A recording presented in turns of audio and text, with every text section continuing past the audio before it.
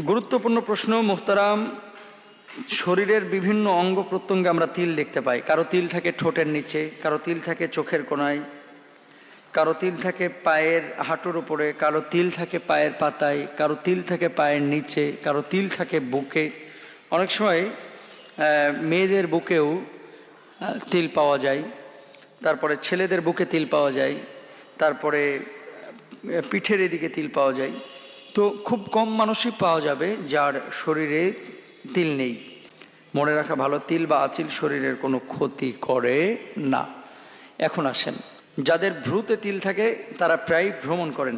ডান ভ্রুতে তিল থাকলে ব্যক্তির দাম্পত্য জীবন সুখী হয়। আবার বাঁ ভ্রুর তিল দুঃখী দাম্পত্য জীবনের সংকেত দেয়। মাথার মাঝখানে তিল থাকলে তার নির্মল ভালোবাসার প্রতীক। ডান দিকে তিল থাকা কোনো বিষয়ে নৈপুণ্য দর্শায়।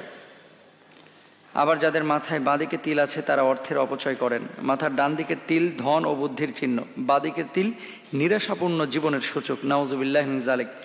ডান চোখের মণিতে তিল থাকলে ব্যক্তি উচ্চ বিচার ধারা পোষণ করেন। বাঁদিকের মণিতে যাদের তিল থাকে তাদের বিচার ধারা ভালো হয় না। চোখের পাতায় তিল থাকলে ব্যক্তি সংবেদনশীল হন। তবে যাদের ডান পাতায় তিল থাকে তারা বাঁ পাতায় তিলযুক্ত লোকের তুলনায় বেশি সংবেদনশীল। নাউজুবিল্লাহ মিন যালিক। কানে তিল থাকা ব্যক্তি বেশি হায়াত পায়। স্ত্রী বা পুরুষের মুখমণ্ডলের আশপাশে তিল তাদের সুখী ও ভদ্র হওয়ার সংকেত দেয়। মুখে তিল থাকলে ব্যক্তি ভাগ্যে ধনী হন, তার জীবন সঙ্গী খুব সুখী হয়। নাকে তিল থাকলে ব্যক্তি প্রতিভা সম্পন্ন হন এবং সুখী থাকেন। যে নারীর নাকে তিল রয়েছে তারা সৌভাগ্যবর্তী হয়ে থাকেন।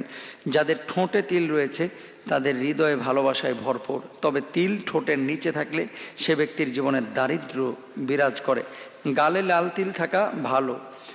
যে স্ত্রীর থুতনিতে তিল থাকে তিনি সহজে মেলামেশা করতে পারেন না, এরা একটু রুক্ষ স্বভাবের হন। নাউজুবিল্লাহ মিন যালিক। অনেকগুলো বিষয় এটা বাংলাদেশে প্রচলিত আছে। এবার আসেন ইসলামী শরীয়ত কি বলে। প্রত্যেকটা কথা ইসলামের পরিপন্থী কথা।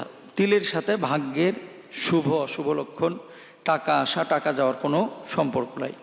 মনে রাখবেন, অল কদরি খায়রিহি ওয়া শাররিহি মিনাল্লাহি তাআলা।